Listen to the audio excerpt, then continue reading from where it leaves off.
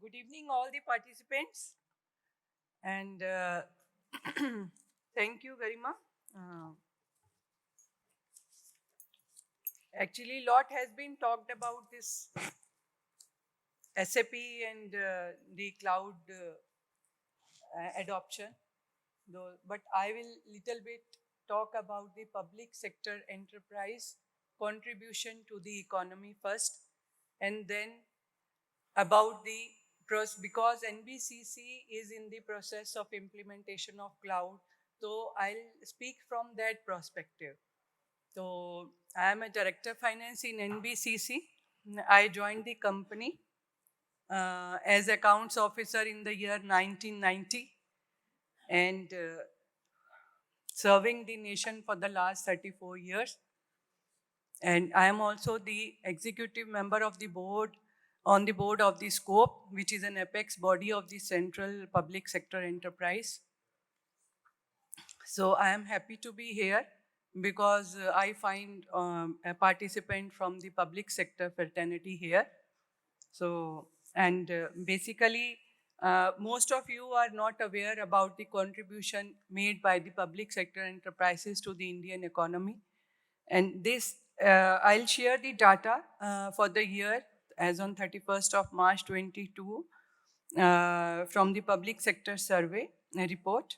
And the paid up capital of the total CPSCs is around 3.69 lakh crores. And the gross revenue generated by the public sector enterprises is to the tune of 31.95 lakhs crores. And the net profit is 2.64 lakhs crores. Yes, definitely the major 5 public sector enterprises are ONGC, IOCL, Power Grid, SAIL, and there is one more enterprise which is there.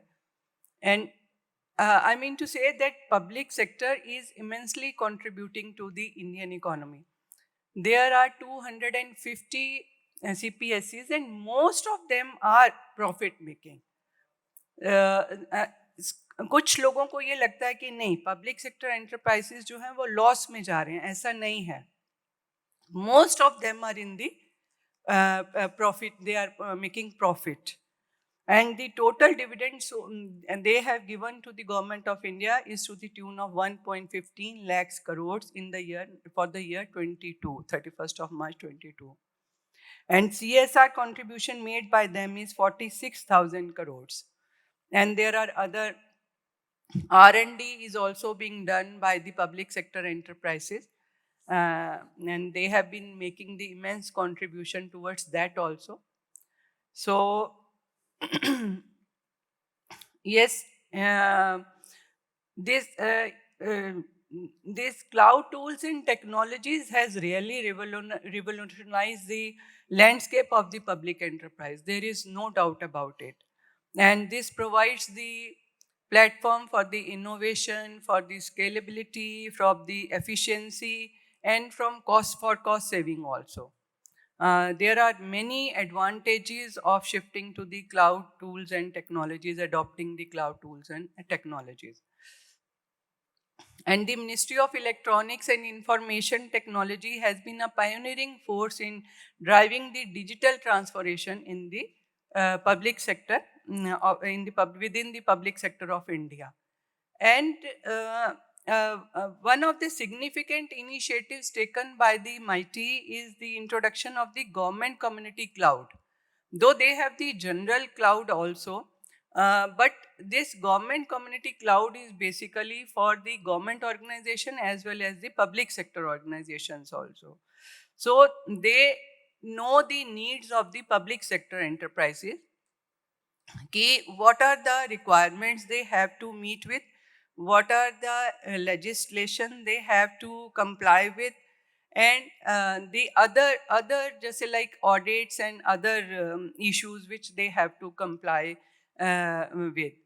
So in NBCC also we have this in-house ERP system, and I am proud to be associated to lead that team in my tenure in the year 2011.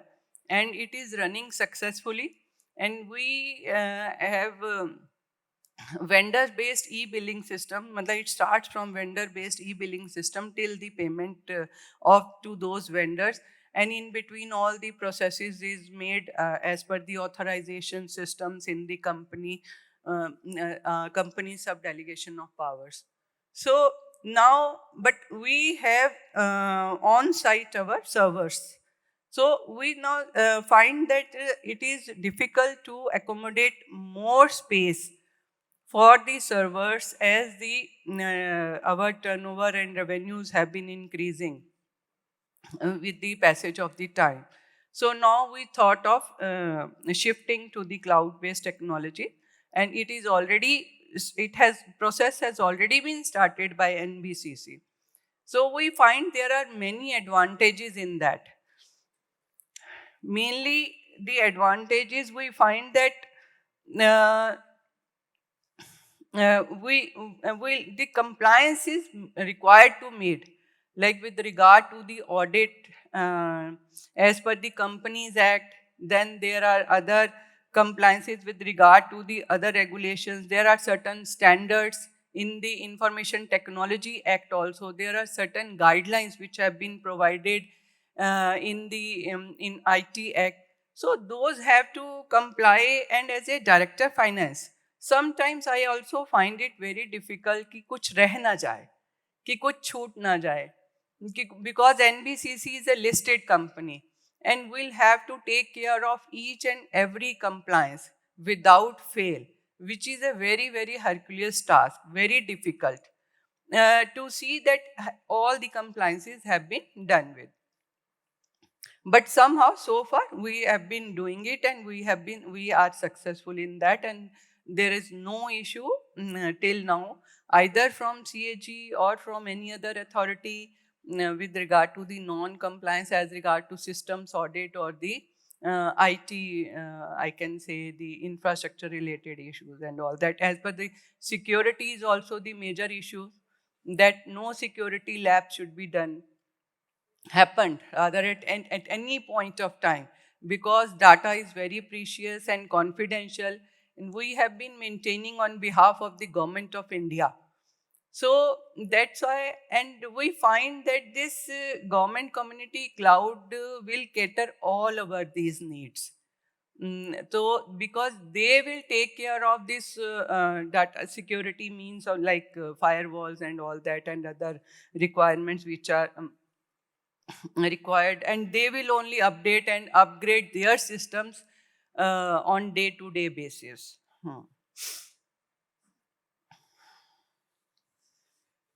So yes, it also helps in collaboration and interoperability among the different enterprises also.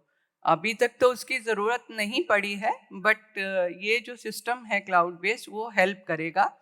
तो इसलिए भी ये सोचा जाता है कि future में अगर हम इसको अडॉप्ट करते हैं तो हमें बहुत ज़्यादा उससे फ़ायदा मिलेगा. And again, being a finance official, I'm also worried about the cost, how to optimize the cost, how to minimize the cost. Because yes, there is a saving in the space also, because we have a separate server room in NBCC for on-site servers, as has already been explained in the various presentations. It is already covered there. So, but in NBCC, we have worked out that approximately we are going to save 2.50 crore rupees over a period of 5 years. Because our manpower is today is around 1,300 employees are there, out of which 900 are executives and rest are non-executive. So from that perspectives, you can judge that how much cost we are going to save. So it's a huge saving for us.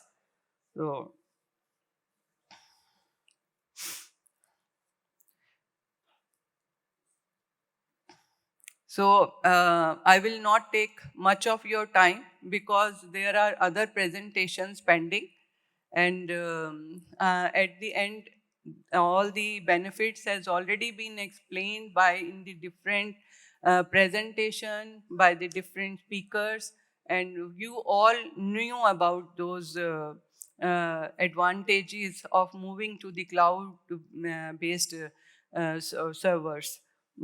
Because one thing is though that there is also an uh, with regard to the scalability, there is also the advantage of going for that up or down, like plus or minus with regard to your requirement.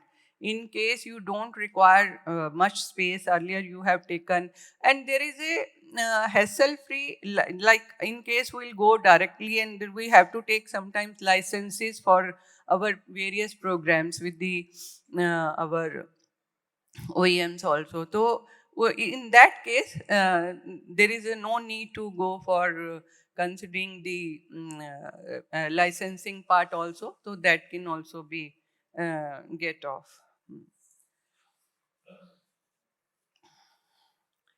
So many of you might have been using also like the DG Locker also.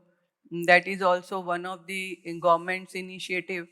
So MITI is also doing great work for, I will say, the government organizations as well as the public enterprises, and by offering a, like has already been stated about that, they have been offering the various models, infrastructure as a service, platform as a service, or software as a service. So we can use any of these services as per the requirement of our enterprises. So in the last, I will only say that yes, the continuous evaluation and expansion of the cloud technology reaffirm the PSU commitment to harnessing the technology for the betterment of the governance and the public sector delivery, public service delivery in India.